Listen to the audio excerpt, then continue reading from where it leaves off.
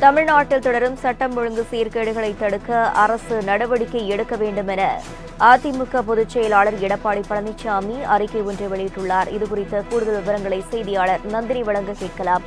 வணக்கம் நந்தினி. எடப்பாடி பழனிசாமி அவர்கள் விடுத்த அறிக்கையில் என்ன குறிப்பிடப்பட்டிருக்கிறது? முழு விவரங்கள்.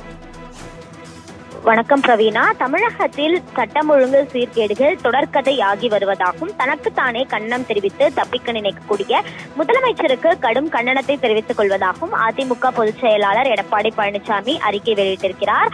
நாள்தோறும் செய்தித்தாள்களில் தமிழகத்தின் சட்டம் ஒழுங்கு சீர்கேடுகள் குறித்த செய்திகளே அதிகரித்த வண்ணம் இருப்பதாக குறிப்பிட்டுள்ள அவர், கட்சியின் அதிகாரப்பூர்வ நாளேடான முரசொலியை தவிர்த்து எந்த நாளிதழிலும் படிப்பதாக முதலமைச்சர் தெரியவில்லை என்றும், படித்திருந்தால் அலங்கோல ஆட்சியில் சட்டம் ஒழுங்கு சவக்குழியில் இருப்பதை நிச்சயம் உணர்ந்திருப்பார் எனவும் தெரிவித்திருக்கிறார். அந்த வகையில் இந்த வாரம் நிகழ்ந்த சட்டம் ஒழுங்கு சீர்கேடுகளில் முக்கியமான சிலவற்றையும் அவர் சுட்டிக்காட்டியிருக்கிறார். குறிப்பாக சிவகங்கை மாவட்டம் காளையர் கோவில் அருகே உள்ள கழிக்குறி கிராமத்தில் முதியோர் பெண், 15 வயது சிறுமி, 12 வயது சிறுவன் என கூட பாராமல் ஒரே குடும்பத்தை சார்ந்த 5 பேர் மீது கொலைவெறி தாக்குதல் நடத்தப்பட்டு வீட்டில் இருந்த நகை பணம் கொள்ளையடிப்பு. அதே போன்று சேலம் மாவட்டம் நங்கவல்லி அருகே கழுத்து அறுத்து கொலை செய்யப்பட்ட 10 சவரன் நகை கொள்ளையடிப்பு.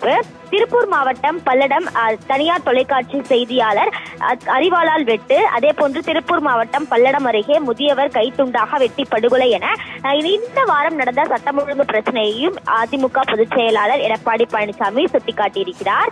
இதுபோன்ற தொடர் நிகழ்வுகளால் தமிழக மக்களின் அன்றாட வாழ்க்கையே பாதிக்கப்பட்டுள்ளது என சொன்னால் அது மிகையாகாது என குறிப்பிட்டுள்ள அவர், இன்றைக்கு பொதுமக்கள் வெளியில் நடமாடவே அச்சப்படுகிற ஒரு அவல நிலை ஏற்பட்டிருப்பதாகவும், குழந்தைகள், பெரியவர்கள், முதியோர், பொதுமக்கள், பத்திரிகையாளர்கள், அரசு ஊழியர்கள் என யாருக்குமே பாதுகாப்பு இல்லாத சூழல் நிலவி வருவதாகவும் தெரிவித்திருக்கிறார்.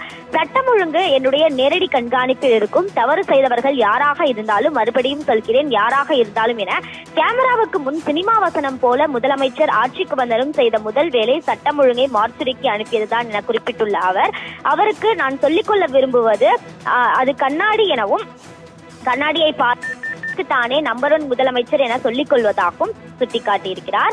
தமிழகத்தில் தொடரும் சட்டம் ஒழுங்கு சீர்கேடுகளை தடுக்கும் வகையில் அனைத்து நடவடிக்கைகளையும் செயல்படுத்தி இனி இதுபோன்ற சம்பவங்கள் நிகழா வண்ணம் உரிய நடவடிக்கை எடுக்க வேண்டும் என அதிமுகவின் பொதுச் செயலாளர் எடப்பாடி பழனிசாமி திமுக அரசையும் முதலமைச்சரையும் வலியுறுத்தியுள்ளது குறிப்பிடத்தக்கது.